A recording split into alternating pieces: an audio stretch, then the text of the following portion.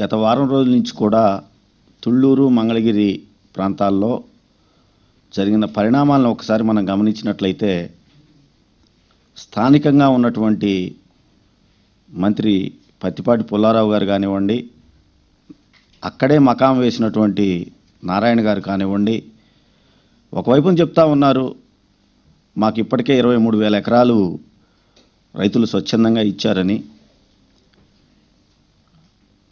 అలా చెబుతా ఉన్నారు ఒకవైపున. రెండో వైపునేమో అర్ధరైతుల్లో 12 గంట దాకా కూడా గ్రామాల్లో తిరుగుతూ బతిమలాడటం, భయభ్రాంతులకు గురి చేయటం చేస్తూ ఉన్నారు. ఇన్ని చేసినప్పటికీ కూడా వాళ్ళ ప్రయత్నాలు ఏవి ఫలించకపోయేసరికి వాళ్ళు 2 రోజుల క్రితం ఒక ప్రకటన విడుదల చేశారు మంత్రి నారాయణ గారు. సమీకరణ పని అయిపోయింది, మేము ఇక భూసేకరణకి వెళ్తున్నాము, మీరు ఇచ్చి తీరాల్సిందే అని చెప్పేసి 23,000 ఎకరాలు స్వచ్ఛందంగా ఇచ్చారు అని చెప్పినప్పుడు ఆ 23,000కు అదనంగా తుళ్ళూరు మంగళగిరి ప్రాంతాల్లో ప్రభుత్వానికి సంబంధించినటువంటి అటవీ శాఖ భూములైతేనేమి, దేవాదాయ శాఖ భూములైతేనేమి, ఇతర ప్రభుత్వ భూములన్నీ కూడా 15,000, 20,000 ఎకరాలు ఉంటే 40,000-50,000 ఎకరాలు అయిపోయినట్టే కదా. ఎందుకు మళ్ళీ ఈ విధంగా వాళ్ళందరూ భయపడతా ఉన్నారు రైతుల్ని, రైతు కూలీల్ని అనేది అర్థం కాకుండా ఉంది. భూసేకరణ చేస్తామని భయపెట్టినప్పటికీ కూడా గత 2 రోజులుగా రైతులు ఎవరు ముందుకు రాకపోయేసరికి నిన్న ఇక చివరాస్త్రంగా ముఖ్యమంత్రి గారి దగ్గరికి కేవలం 30-40 మంది రైతుల్ని, అది కూడా తెలుగుదేశం పార్టీకి సంబంధించినటువంటి వాళ్ళని తీసుకురావటం, వాళ్ళ కోరిక మేరకు మేము నష్టపరిహారాన్ని పెంచుతున్నామని చెప్పేసి ముఖ్యమంత్రి గారి ప్రకటన చూస్తే నిజంగా అసలు ఇవాళ తెలుగుదేశం ప్రభుత్వం చిత్తశుద్ధిగా రాజధాని కోసం పనిచేస్తూ ఉందా, వ్యాపారం కోసం పనిచేస్తూ ఉందనేది ప్రతి ఒక్కరికి కూడా అర్థమైపోతూ ఉంది. అయ్యా చంద్రబాబు నాయుడు గారు, మీరు ఈ రోజున మేము ఇంకొక 150 గజాలు పెంచుతూ ఉన్నాము, 30,000 రూపాయల నుంచి 50,000 రూపాయలు 10 సంవత్సరానికి చొప్పున 10 సంవత్సరాలకి పెంచుతూ ఉన్నామని చెప్పేసి ప్రకటన చేశారు. అంటే ఒత్తిళ్లకు లోనయ్యి ప్రజలు ఎవరూ రావట్లేదు కాబట్టి వాళ్ళు మీరు పెంచుతూ ఉన్నారు.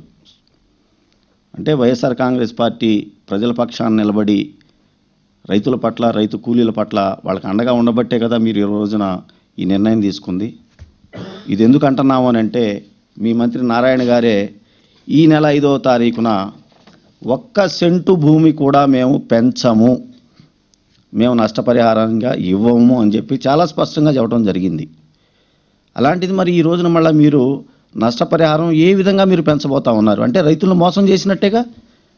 వాళ్ళ భూములు లాక్కొని మీరు వ్యాపారం చేస్తా ఆ వ్యాపారంలో కొంత వాటా మళ్ళీ తిరిగి రైతులకు ఎక్కడ పే చేయాల్సి వస్తుందో అనే బాధతోటి ఇన్నాళ్ళు మీరు ఆ పెంపును కూడా పెంచలా. ఇవాళ తప్పనిసరి పరిస్థితుల్లో మీరు పెంచాల్సిన పరిస్థితి వచ్చింది. రెండో విషయము, ఇటువంటి రాజకీయ అనుభవం లేనటువంటి మంత్రి నారాయణ గారు భూసేకరణ చేసేస్తాం 28వ తారీఖు తర్వాత అని చెప్పినప్పుడు అక్కడ ఉన్న ప్రజలందరూ నిజంగా నవ్వుకున్నారు. ఎందుకంటే నారాయణ గారికి ఇది అలవాటైపోయింది, ఆయనకి రాజకీయాలు తెలియవు కదా, రావటం, బతిమలాడటం, బెదిరించడం తప్ప అని చెప్పి అనుకుంటా ఉన్నారు. కానీ ఈ రోజున చూస్తే చంద్రబాబు నాయుడు గారికి కూడా అదే పరిస్థితి ఉందని చెప్పేసి అనుకోవాల్సిన పరిస్థితి దాపురిచ్చింది. ఒకవైపు చంద్రబాబు నాయుడు గారు ఎప్పుడు చెబుతూ ఉంటారు, నేను ప్రపంచానికే పాఠాలు నేర్పాను, నాకు సుదీర్ఘమైనటువంటి రాజకీయ అనుభవం ఉంది అని చెప్పేసి. మీరు నిజంగా మీకు రాజకీయ అనుభవం ఉంటే భూసేకరణ 28వ తారీఖు నుంచి చేస్తామన్న మాట మీద మీరు కట్టుబడి ఉండండి, చూద్దాం. మీకు పూర్తిగా తెలుసు, ప్రజలందరికీ పూర్తిగా తెలుసు, మీకోసం వెంకయ్యనాయుడు గారు బీజేపీ ప్రభుత్వం దగ్గరికి వెళ్ళి మోడీ గారికి మాయమాటలు చెప్పి ప్రలోభపెట్టి 2013 భూసేకరణ చట్టంలో మార్పులు చేస్తూ ఆర్డినెన్స్ని తీసుకొచ్చారు కష్టపడి వెంకయ్యనాయుడు గారు మీకోసం. దాన్ని ప్రతిపక్షాలన్నీ కూడా వ్యతిరేకించినాయి. బీజేపీ ప్రభుత్వంతో పాటు కలిసి ఉన్న శివసేన కానివ్వండి, నవసేన పార్టీలు కానివ్వండి, ఇలాంటి కొన్ని పార్టీలు అన్నీ కూడా వ్యతిరేకించినాయి. బీజేపీ ఎంపీలు కూడా ఇవాళ పునరాలోచనలో పడ్డారు. మోడీ గారు కూడా నేను ఎక్కడన్నా పొరపాటు చేశానేమోనని చెప్పేసి ఆయన 8 మందితోటి ఒక కమిటీని వేయడం జరిగింది. మోడీ గారు లాంటి వ్యక్తే ఈ రోజున రైతుల కోసం, కౌలు రైతుల కోసం, రైతు కూలీల కోసం ఈ చట్టంలో ఆర్డినెన్స్ తీసుకురావడం అనేది కరెక్టా కాదేమోననే పరిస్థితుల్లో ఆయన ఆలోచన చేస్తూ ఉంటే, మీరు మాత్రం నిస్సిగ్గుగా మేము 28వ తారీఖు నుంచి చట్టం చేస్తాము అని అంటే అర్థం చేసుకోలేని పిచ్చోళ్ళు ఎవరూ లేరని చెప్పేసి నేను మీకు మనవి చేస్తా ఉన్నా. చంద్రబాబు నాయుడు గారు ఒక్కటి గుర్తుంచుకోండి, మీ మోచేతి నీళ్లు తాగి ఎవరు ఇక్కడ పనిచేయట్లా, బ్రతకట్లా. కానీ ఆ రైతుల యొక్క స్వేదంతో, వాళ్ళ యొక్క కష్టంతో పండించిన పంటలు, ఆహార ధాన్యాలతోటి మనం బ్రతుకుతా ఉన్నాం.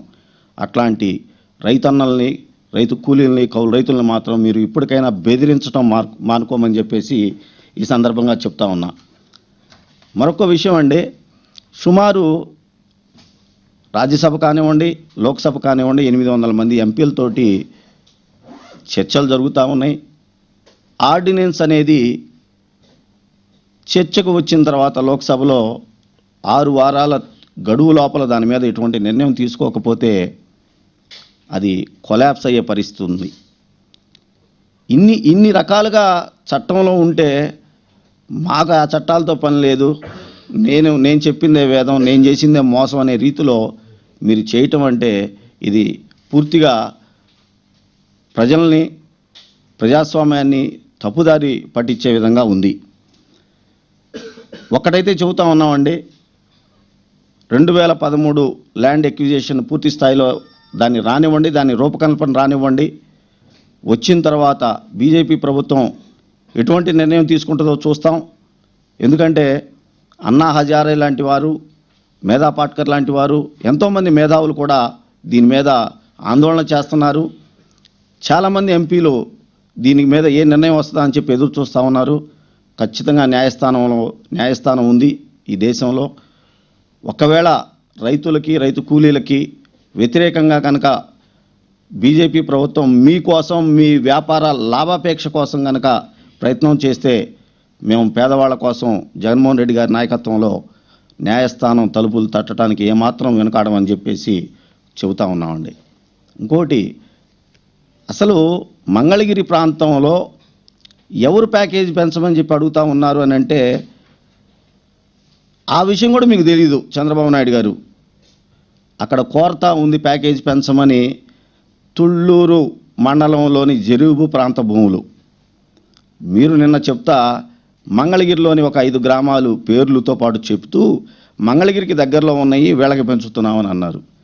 అయ్యా చంద్రబాబు నాయుడు గారు, మిమ్మల్ని అందుకనే మేము కోరుకునేది, మీకు నిజమైన రాజధాని కట్టాలి, నిర్మించాలనే ఆలోచన ఉంటే మీరు అక్కడికి రావాలి. మీరు 30 మంది రైతులతో ఇక్కడ పిలిపించుకొని మాట్లాడటం కాదండి, అక్కడికి రండి. 30,000 మంది రైతులు, 3 లక్షల మంది రైతు కూలీలు వాళ్ళ బాధలు మీ దృష్టికి తీసుకొస్తారు. అక్కడ వాళ్ళకి పరిష్కారం చేయండి. మీకు ఈ విషయంలో ఎటువంటి పరిజ్ఞానం లేదనేది చాలా స్పష్టంగా మాకు అర్థమైపోతూ ఉంది. మీరు చెప్పినటువంటి మంగళగిరి నియోజకవర్గంలోని 5 గ్రామాల ప్రజలు కూడా అసలు మేము భూములు ఇవ్వము అని చెప్పేసి కోర్టుకు కూడా వెళ్ళారండి. వాళ్ళకి మీరు పరిహారం పెంచేది ఏందండి? పరిహారం పెంచమని అడుగుతుంది తుళ్ళూరు వాళ్ళు. వాళ్ళ దగ్గరికి వెళ్ళండి, వాళ్ళని పిలిపించండి, వాళ్ళతో మాట్లాడండి. అంటే మీరు ఇక్కడ ఒకవైపు రాజధానిలో వ్యాపారం చేయటానికి ఎక్కడ వైఎస్ఆర్ కాంగ్రెస్ పార్టీ అడ్డుపడుతుందోననే ఉద్దేశంతో మీరు చేస్తున్నారు తప్ప, ప్రజల రాజధాని, మంచి రాజధాని త్వరగా ఏర్పాటు చేయాలి అనే ఆలోచన మీకు ఏమాత్రం లేదని చెప్పేసి ఈ సందర్భంగా తెలియజేస్తా ఉన్నా. అంతేకాదు, స్థానికంగా మంగళగిరిలో ఉన్న నేను, స్థానిక శాసనసభ్యుడినైన నేను డైరెక్ట్గా మీకే సవాల్ విసురుతున్నాను. చంద్రబాబు నాయుడు గారు, మీకు మంగళగిరిలో కానివ్వండి, తుళ్ళూరులో కానివ్వండి 15,000 ఎకరాలు మినిమం గవర్నమెంట్ ల్యాండ్స్ చూపించే బాధ్యత నాది. మీరు అక్కడ నిర్మాణాలు కొనసాగించండి. 23,000 ఎకరాలు మీరు వచ్చినాయని చెప్తా ఉన్నారు. చాలు, ఇచ్చిన రైతుల దగ్గర మీరు తీసుకొని నిర్మాణాలు ఇకనైనా త్వరగా కొనసాగించండి. అంతే తప్ప మీరు భూసేకరణ అనే దాన్ని మేము వాడతాము, మేము సేకరిస్తాము, ఆ చట్టాన్ని ప్రయోగిస్తాము అని అంటే మాత్రం సహించము. దానిలో చాలా లోటుపాట్లు ఉన్నాయి. అది లోక్సభలో చర్చకు రాబోతూ ఉంది. అవన్నీ తేలిన తర్వాత మేము దాన్ని అనుసరించాలా. ప్రజలకి న్యాయం జరుగుతూ ఉంది, ఆ చట్టంలో పాత చట్టం ప్రకారమే న్యాయం జరుగుతూ ఉందంటే మేము దాన్ని స్వాగతిస్తాము. దాంట్లో మీ స్వలాభాపేక్ష కోసం, మీ వ్యాపారం కోసం, మీరు అడ్డదారులు డబ్బులు సంపాదించడం కోసం మీరు కనుక ప్రయత్నాలు చేస్తే మేము న్యాయస్థానాన్ని కూడా ఆశ్రయిస్తామని చెప్పేసి ఈ సందర్భంగా తెలియజేస్తూ, చివరిగా నిన్నే మరి మీరు రైతులతో కలిసిన తర్వాత ఒక సింగపూర్ మంత్రి గారితో కూడా మాట్లాడటం, ఆయన పక్కన పెట్టుకుని ప్రెస్ మీట్ చెప్పడం కూడా నేను గమనించా. చంద్రబాబు నాయుడు గారు ఆ మంత్రి గారు చెబుతూ ఉన్నారు, మీకు ప్రెస్ వారికి, ఆంధ్రప్రదేశ్ ప్రజలకి చెప్తా ఉన్నారు. ఏమని చెబుతా ఉన్నారంటే, మా సింగపూర్లోని సంస్థలు మీకు ఇక్కడ రాజధాని నిర్మాణానికి సహకరిస్తాయని చెప్తా ఉన్నారు. మీరేమో సింగపూర్ ప్రభుత్వం మాతో కలిసి నిర్మాణంలో పాలు పంచుకుంటా ఉందని చెప్పి చెబుతా ఉన్నారు. మీకు నిజంగా చిత్తశుద్ధి ఉంటే అక్కడే ఆ మంత్రి గారి చేత ప్రకటన ఇప్పించవచ్చుగా, సింగపూరు ప్రభుత్వం మేము సహకరిస్తుందని. అలా చెప్పలా మీకు వాళ్ళు. అంటే ఈ విషయంలో కూడా మీరు ప్రజలను తప్పుదారి పట్టిస్తూ ఉన్నారు. అసలు ప్రభుత్వం అక్కడ సింగపూర్ ప్రభుత్వం యొక్క సహాయ సహకారాలు లేకుండానే మీరు సింగపూర్లో ఉన్నటువంటి ప్రైవేటు కంపెనీలతోటి రహస్య ఒప్పందాలు కుదుర్చుకుంటా ఉన్నారు. మీకు వాళ్ళు డబ్బులు కానివ్వండి, మీ వ్యాపారం కోసం పనిచేస్తారు కాబట్టే మీరు వాళ్ళతో పెట్టుకుంటున్నారు అనేది సుస్పష్టంగా తెలుస్తూ ఉంది. ఇకనైనా దయచేసి ముఖ్యమంత్రి స్థాయిలో ఉన్న మీరు రైతుల కోసం, రైతు కూలీల కోసం, కౌలు రైతుల కోసం పాటుపడండి, మంచి రాజధాని నిర్మించండి. తర్వాత మరొక ముఖ్యమైన విషయం, మీరు ఈ పెంచిన నష్టపరిహారం కూడా రైతులను ఉద్దేశించే మాట్లాడుతూ ఉన్నారు. కానీ రైతు మీద ఆధారపడి ఒక్క ఎకరం రైతు దగ్గర సుమారు 20 నుంచి 30 మంది రైతు కూలీలు పనిచేస్తూ ఉన్నారు. వాళ్ళ గురించి ఈ పరిహారంలో ఒక్క మాట కూడా చెప్పలా మీరు. అంటే వాళ్ళందరి జీవితాలు ఏం కావాలి, కౌలు రైతుల పరిస్థితి ఏం కావాలి, వీటన్నిటిని మీరు ఆలోచించట్లేదు. దయచేసి వాళ్ళ గురించి కూడా మీ యొక్క స్పష్టమైన విధానాలు, వాళ్ళ జీవితాలు ఎలా ఉండాలి, ఎలా బాగుపడాలనే దాని మీద మీరు చిత్తశుద్ధితో పనిచేయమని చెప్పేసి ఈ సందర్భంగా కోరుకుంటా ఉన్నాను. అదేనండి, అదే మంత్రి గారే ఈ విధంగా చెప్పాడు. మంత్రి గారు చెప్పింది కరెక్ట్ కాదు అనేది ఇవాళ ముఖ్యమంత్రి గారు చెప్పేసేసి నేను మళ్ళీ నష్టపరిహారం ఇస్తున్నాను అని అన్నా. అంటే ఎవరు ఇష్టం వచ్చినట్టు వాళ్ళు బతిమలాడటం, బెదిరించడం, పోలీసులు కానివ్వండి, ప్రభుత్వ అధికారులు కానివ్వండి, వాళ్ళతో చేస్తున్నారు అనేది అందరికీ తెలిసిపోతానే ఉంది.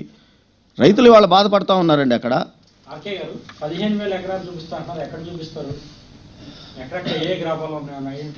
ఖచ్చితంగా ఉన్నాయండి. నేను డాటాతో సహా మీకు రేపు మధ్యాహ్నానికల్లా అందిస్తాను. నేను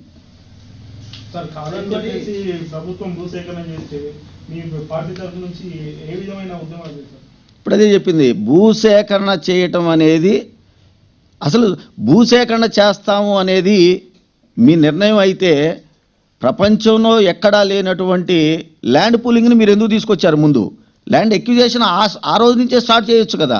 2013 చట్టం ఏదైతే చెప్తా ఉందో దాని ప్రకారం చేయొచ్చు కదా. ఆ రోజున భారతదేశంలోని రాష్ట్రాలు అన్నీ కలిపి సుప్రీంకోర్టు చెప్పిన తర్వాత అందరికీ ఆమోదయోగ్యమైనటువంటి 2013 చట్టాన్ని తీసుకొచ్చింది. ఆ చట్టాన్ని ఎక్కడ పేదవాళ్ళకి, రైతులకి, రైతు కూలీలకి న్యాయం జరుగుతుంది అంటే దాంట్లో ఆయనకి మిగలటలా ఏమి వ్యాపారం చేసుకోవడానికి. కాబట్టి ఆ ఆర్డినెన్స్ని తీసుకురావడానికి ప్రయత్నాలు చేశారు వాళ్ళు. రాజధాని భూసేకరణ రైతుల నుంచి వ్యతిరేకం వస్తుందా? మీ పార్టీ నుంచి ఏమైనా కార్యక్రమం చేపట్టబోతున్నారా? ఇప్పటికే మేము చేస్తూ ఉన్నామండి. రైతుల పట్ల, రైతు కూలీల పట్ల మేము పోరాటాలు చేస్తూనే ఉన్నాం. ఇలాంటి మళ్ళా కనుక వాళ్ళు, అంటే ప్రభుత్వం అధికారంలో ఉంది కాబట్టి ఇలాంటి కనుక చట్టపరమైనటువంటి వ్యతిరేక కార్యక్రమాలు ఏం చేసినా కూడా మేము న్యాయస్థానాన్ని ఆశ్రయిస్తాం. న్యాయస్థానం ఇప్పటికే రైతులు వేసినటువంటి అఫిడవిట్లని స్వీకరించి వాటి మీద వాదనలు వినబోతా ఉందండి. ఇప్పుడు కేంద్రం ఇంకా రైతులకు అన్యాయం చేసేలా నిర్ణయం తీసుకుంటే వాళ్ళకి వ్యతిరేకం కూడా న్యాయస్థానం పోతా ఉంటారు. ఖచ్చితంగా వెళ్తామండి. 100% బీజేపీ అయితేనేమి. ఇప్పుడు ఇవాళే మా ఎంపీలు చెప్పడం నేను పేపర్లో చదివాను, మంచి చేస్తే సమర్థిస్తాం, చెడు చేస్తే వ్యతిరేకిస్తాం. అది శాసనసభలోనూ జరుగుద్ది, కేంద్రంలోనూ జరుగుద్ది.